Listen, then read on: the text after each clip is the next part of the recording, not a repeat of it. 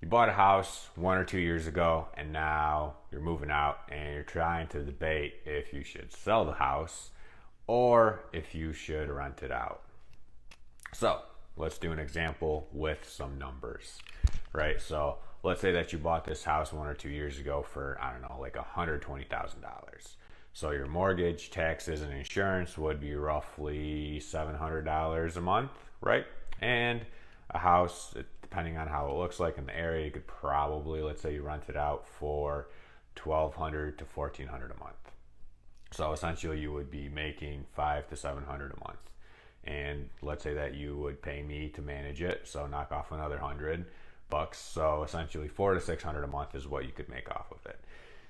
You could actually make even more off of it. Well, you're actually making less off of it, is what I mean to say, because you got to take into account your capital expense, your your capex and your maintenance and your vacancy and your other stuff. But just for like simple numbers, let's just say you can make $400 to $600 a month off this house, and you bought it, with your own, like to live in it. So your interest rate's probably low.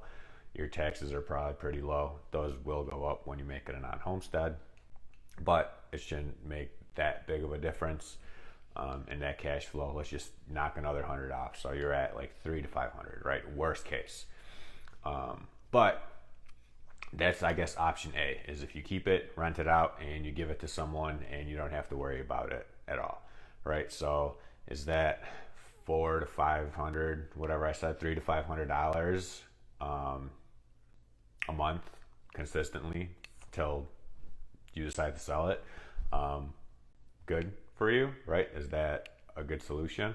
Or is, let's say, since you bought the house a year or two ago, since house prices have been skyrocketing, let's say maybe that $120,000 house you bought, maybe you paid, or maybe it's worth like 140 now, right? So you essentially make 20K. And again, you got to run your numbers and actually see you're making probably, well, less than 20K because you got real estate commissions, but you did pay down the loan some. So anyway, rough numbers is the $300 to $500 a month forever worth more to you than the maybe 20K that you would get on a sale? And maybe, I'm not saying it maybe as in like don't sell it, I'm saying maybe as like it's probably less than that, right? Because of, like I said, commissions and everything else. So you got to figure out what's more valuable to you, right?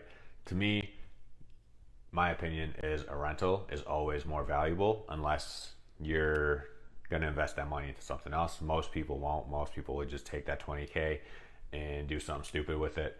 Not to say that I wouldn't do something stupid with it. As you probably know, I buy a lot of stupid things such as cars, etc.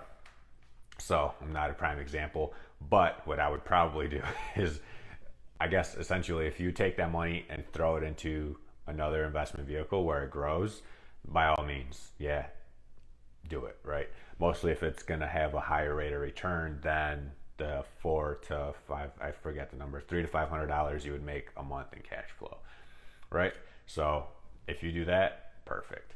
If you're happy with the 3 to 5, and you got to think about it, on a $120,000 house, you put 3% down, which is like 4 or 5 grand, and you're making $300 to $500 on that few grand that you got put down as a down payment, right? Because most home buyers are putting down like 3% down on their primary.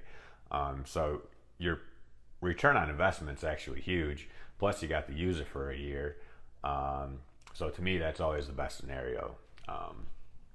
If, right, as someone asks me what I would do, like what my opinion is. So I would always go rental all the way, because think about it, 30 years from now, the house is going to be paid off and you're going to be cash flowing way more because, like I said, it's paid off. And granted, you got to be putting money into it and keep it up and like all this other stuff, but you're going to have a place that, I don't know, 30 years from now, that place might be worth like $300,000, right? So you're going to have something that pays you money, and you're going to have a property that's worth that much more, right? And you can do crazy other stuff like with refinances and everything else. But for the point of this video, do you sell a house that you're moving out of, or rent it out. And it really just depends on what your end goal is, right? If you look at it as just rough numbers, let's say you make $300 a month off this place, you know, maybe you pick up a few more, and next thing you know, you replaced your salary and you don't have to go to work anymore, right? So always look at things that way. You'll never not be able to go to work off of just making like a 20K off a flip here or there, right? Because it's not like consistent money. Off of a rental, you're always getting consistent money, right? So if you have a bunch of them, that way you could replace your income and you could not have to work if you don't want to. Or you can just double your income and then live, you know, a better life too. So you could do that too. But anyway, I digress. So what do? I guess it depends on what your end goal is and what you want to do. Everyone's always like, I don't want to deal with tenants. Well, there's guys like me that will deal with tenants for you, and my company, well, not me, but my company that will deal with tenants, deal with repairs, deal with everything that's involved into having a rental, where you essentially just, we're like, here, and we're like, okay, thank you. And that's all, that's it, right? And the rest of it is all our headache, right? You just get your money every month. So let me know if you have any questions, or if you're trying to figure out if you want to either sell or rent your property.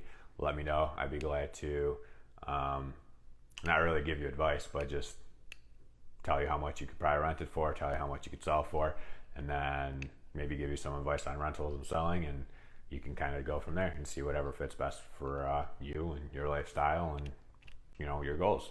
So if you have any questions anytime, feel free to reach out. And again, if you need a property manager company, let me know. Be glad to help you guys out with that too. So have a good one.